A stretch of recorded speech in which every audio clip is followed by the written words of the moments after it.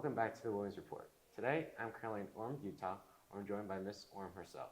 Hi, RyLee, thank you so much for taking the time to join me. Yes, I'm happy to be here. To start things off, can you share with us where you're from and where you grew up? So technically, I was born in Provo, Utah at Utah Valley Medical Center.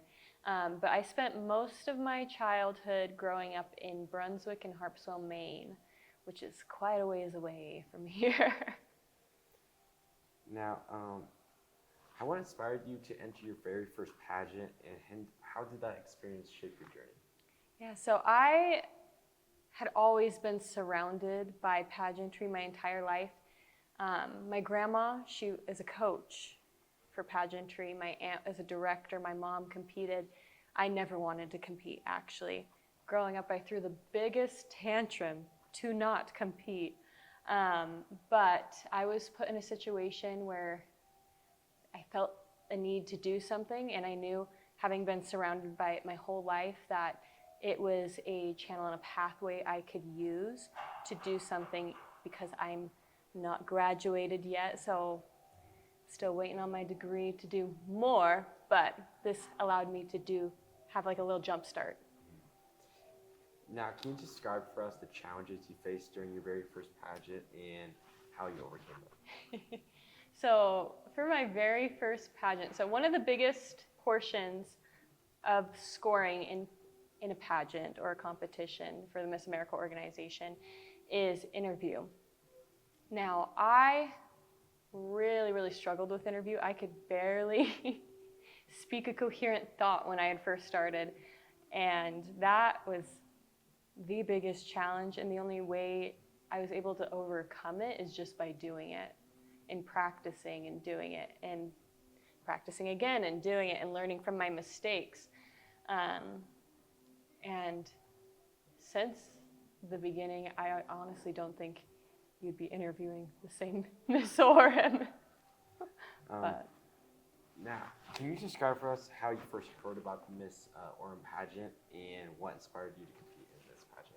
Yeah, so it's actually kind of funny. I was in therapy one day, and I had finally acknowledged something that had happened in my life that was very traumatic, and that's when I had felt helpless, and I was like, I need to do something. So I was just scrolling, and the Miss Orem, it was actually the previous Miss Orem, was my first pageant for 2024 into the Miss Utah 2025.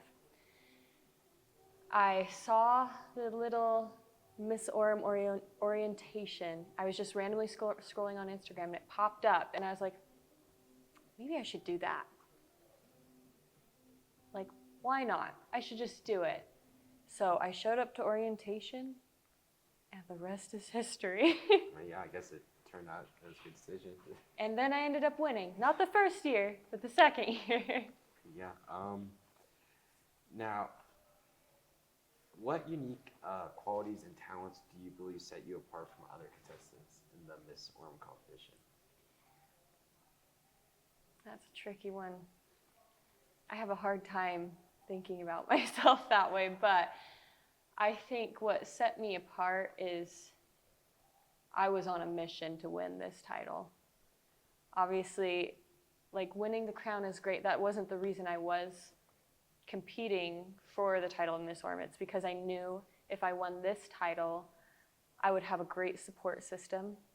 And so I just had this need to win. So I worked my butt off to win this thing. I had like 2 coaching sessions a week on top of the workshops that Miss Orem usually has. So that, mixed with the mission I had for my community service initiative at the time, I think the judges panel realized that was something that needed to be addressed. And yeah, so I guess it was just like I worked my butt off for it, you could tell, and I had a message that needed to be heard, and I think the judges agreed with that. Now, going back to the very moment that you won the Miss Orem pageant and the title, what feelings and emotions were you feeling at that moment? took me a second to process. I forgot what my number was. So sometimes they announce the contestant number first. So I was just sitting there and I heard contestant number 2, and I was like, and then they were like, RyLee Ramsey, and I was like, oh! And so then I walked up, and it was kind of like a full circle moment for me, because it's where I had competed in my first pageant, and it just kind of felt like coming home. So I was really, really happy. Now, who would you say has been your number one supporter throughout this whole process of competing in the Miss Orem pageant and just leading up to it? Oh, I feel like I've had a few. Well, she'll be upset if I don't say her. My mom. She's one of my biggest supporters in pageantry, and she was just really happy to like see me just kind of come out of my shell. So I'd say she's my number one supporter. Now, CSI, I know, is a very important role with many Miss City titles, and I was wondering, what is your CSI and what does it mean to you? Yeah, so it's actually recently updated. I felt like it was appropriate to make a change, because my community service initiative, it was originally the Survivors Mindset Initiative, which focused on supporting victims of sexual violence, domestic violence, child abuse. And for me, didn't really feel like enough. Like my bandwidth, I meant. I felt like there were more people I could reach if I just slightly altered it. So I changed it, especially with everything that has happened in Orem the past month. It just felt extra appropriate to change it. So I changed it to supporting people who are experiencing trauma.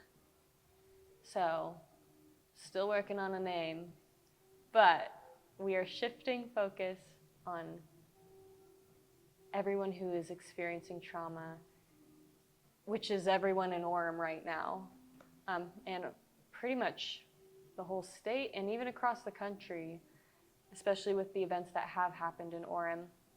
And it has meant a lot. It has brought me a lot of peace making this change, and I'm hoping it will bring a lot of people peace. And it just felt necessary. It felt needed, and I'm hoping I can reach all my people here. Yeah, I think a lot of people were affected by there's a couple like major events. Yeah, there were a happened. couple events, yeah. One at UVU, Yeah. and then the other one at that junior high here. What would you say has been the best part of being Miss Orem currently? Oh, my goodness. I love the kids. When a little child comes up to you and he or she sees your crown and they're all like, oh my gosh, it's a princess. That has always been fun. But the best part is when you interact back, because it makes them feel so special, and you can see that in their eyes. And at first they're a little nervous, but when you are just completely out of your shell and just a little crazy and energetic, and you play with them, like running through bubbles or doing the dunk tank for them,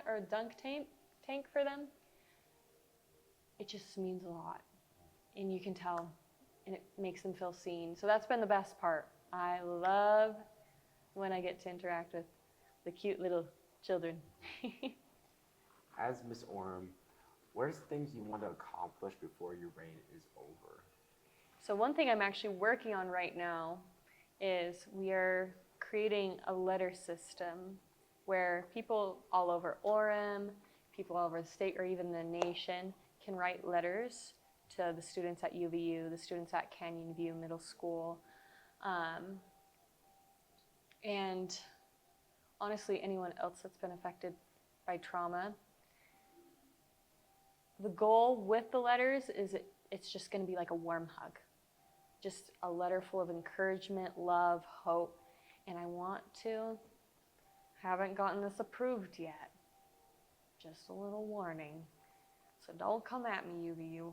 I know I haven't talked to you yet, but I want to make a little mural with the letters and then have little like holders with extra copies so that people can take them home and read them and hopefully find a little bit of comfort after experiencing trauma and feeling unsafe right now. So that is one of my goals. Right now, I'm actually going to be posting about it this week. And then another goal, and this is more just a general goal, is I want people in our community to feel the community. And I feel like that's really, really important in the process to healing, is knowing that there are people around you that love and support you. So that is my goal this year. Well, I think that's a very good goal. And I think the idea about what UVU is a good idea. And hopefully UVU, or you guys, They better. like that idea. Huh? Now, how do you plan to use your platform as Miss Orem to make a difference in Orem City and your community? Again, I would probably just say, well, obviously the letters, I want to get those everywhere, all over Orem. I also want to, I'm going to be trying to use my title to get that mural done. But I'm just trying to make sure everybody feels loved and trying to be as genuine as I can to make sure everyone feels loved. And having this title really expands your access to do that. Just because it's a lot easier to go up with someone who's supposed to be approached, who's wearing a crown and a sash, than someone who's not. Because, I mean, I probably wouldn't approach someone just randomly, but if I saw a crown, I'd be like, hey, it's Miss Orem, or it's Miss Provo. And so it just makes it hopefully more approachable for people so that I can give them that warm hug in person too. Now, what are some interesting things people might not know about you, and like some things that are just unique about you? I box. Really? People who aren't around me all the time probably don't know that. I love it. It is so fun. And if you're ever feeling like a lot of emotions, and like any kind of emotions, but like a lot of them, it is kind of a nice release just to like take it out on a bag. What's another one? I'm writing a book. Wow. It's a fantasy. Is this I'm working your on first it. book? Or? Yes, but it's 50,000 words in. Wow, that's a lot of words. Wow, I have to get it to like 150,000, but I'm 50,000 words in. I mean, I think 5,000 word essays are a lot. But... Oh, they're tough. Here's the thing though, writing an essay versus like a book, it's kind of more fun to like world build and create characters and stories than writing like an analytical essay, at least for me. I struggle with that one more because it's in my head. I'm like, this isn't as fun. I don't want to do it. But writing a story is just so much easier for me. Now, my last question for you is, what's a message you would like to send to young girls out there who are interested in becoming Miss Orem? Do it. I am so glad I did it. I would not be where I am today if I hadn't done it. But it is such a beautiful journey of growth and development. Like I said at the beginning, a year ago, I would not have been able to speak a coherent thought in this interview, and I would not have been able to answer all these questions very clearly because I was so nervous to speak in public or speak to people, especially the ones that I knew were judging me and scoring my answers. But you can learn and grow so much if you just do it. That's the hardest part, is just taking that leap and starting.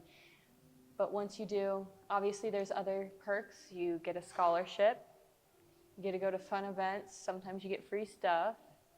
But I think the best part is the growth you gain and the sisterhood you create. There's lots of amazing girls that are a part of this system. So just do it. Like Nike says, just do it. Yes, thank you. Well, that does it for our interview today. RyLee, again, thank you so much for taking the time out of your day to answer some of my questions for you. Of course. Thank you so much for having me.